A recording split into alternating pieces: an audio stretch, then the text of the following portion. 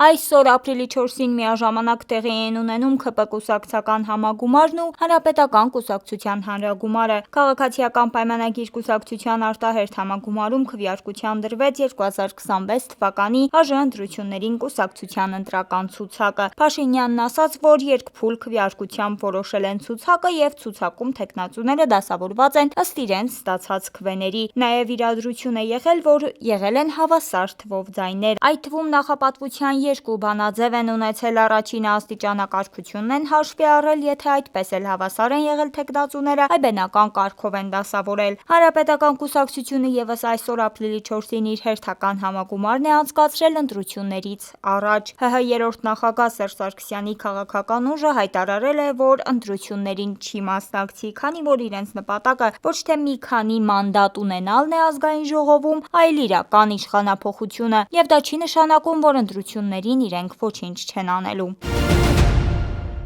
Սույն թվականով ապրիլի 4-ին տեղական ժամանակով ժամը 9:52-ին ներքին գործերի նախարարության սեյսմիկ պաշտպանության տարածքային ծառայության սեյսմոլոգիական ցանցի կողմից գրանցվել է աշխարհագրական կոորդինատներով Թուրքիայում Վան քաղաքից 40 կմ հյուսիս օջախի 7 կմ խորությամբ 5.2 մագնիտուդով երկրաշարժ։ Այս մասին հայտնում է ներքին գործերի նախարարության փրկարար ծառայությունը։ Էպիկենտրոնային գոտում ստորգետնյա ցնցման ուժգնությունը կազմել է մոտ 7 բալ։ Երկրաշարժը զգացվել է Երևանում, Շիրակի եւ Արարատի մարզերում 2 բալ ուժգնությամբ։ Եթե Ռուսաստանի Դաշնությունը գազի ու մյուս հարցերի մասով որոշում կայացնի, ՀԱՊԿ-ից էլ, ԵԱՏՄ-ից էլ դուրս կգանք։ Այս մասին ճեպազրույցի ժամանակ ասել է ԱԺ նախագահ Ալեն Սիմոնյանը՝ ի պատասխան Ռուսաստանի Դաշնության կողմից Հայաստանի հետ վերջնագրերով խոսելու մասին լրագրողի հարցին։ Նման որոշում կկայացնեն, Հայաստանի Հանրապետությունն իր որոշումը կկայացնի եւ դուրս կգա վերջնականապես թե ՀԱՊԿ-ից, թե ԵԱՏՄ-ից եւ մնացած կառույցներից, բայց չեմ կարծում, որ դրան կհասնի, որովհետեւ ես գիտեմ նաեւ, որ շատ լավ զրույց է դրանից հետո տեղի ունեցել երկու երկրի ղեկավարների միջև, շատ աշխատանքային, շատ արդյունավետ։ Հույս ունեմ պարոն վարչապետը այն մասը, որը կգտնի ճիշտ, ինքը ձեզ կպատմի, բայց միևնույն ժամանակ այո, ընդունում եմ, որ այդ խոսակցությունը այնպես չէ, որ մենք հաճախ ենք դնում երկու երկրների, որևիցե երկու երկրների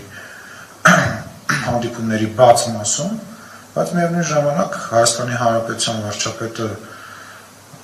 Հայաստանի կարծիքը եւ տեսակետը նույնպես ներկայացրեց։ Սիմոնյանը նշեց նաեւ, որ Պուտինը արջի ծառայություն է մատուցել ռուսամետ ուժերին։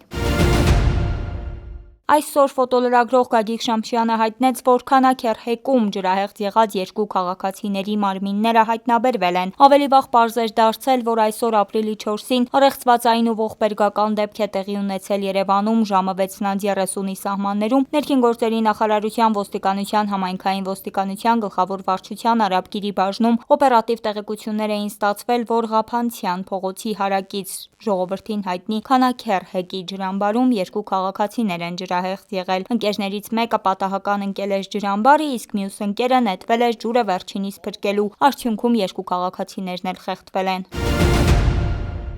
Ուկրաինայի նախագահ Վլադիմիր Զելենսկին այսօր շաբաթ օրը ժամանել է Ստամբուլ Ռեջեփ Թայիպ Էրդողանի հետ բանակցություններ վարելու, հայտնում է Reuters-ը։ Նախագահը ժամանել է Ստամբուլ Թուրքիայի նախագահ Էրդողանի հետ բանակցություններ վարելու։ Առցանց չաթում լրագրողներին հայտնել է Զելենսկու մամուլի քարտուղար Սերգեյ Նիկիֆորովը։ Ուկրաինացի բարձրաստիճան պաշտոնյան AFP-ին հայտնել է, որ բանակցությունները նվիրված են լինելու անվտանգության ոլորտում համագործակցությանը։ Դե ինչ, այսօրվա համար այսքանը, մնացեք մեզ հետ, բարի կիրակի եւ բաժանորդագրվեք Պանորամայեմին։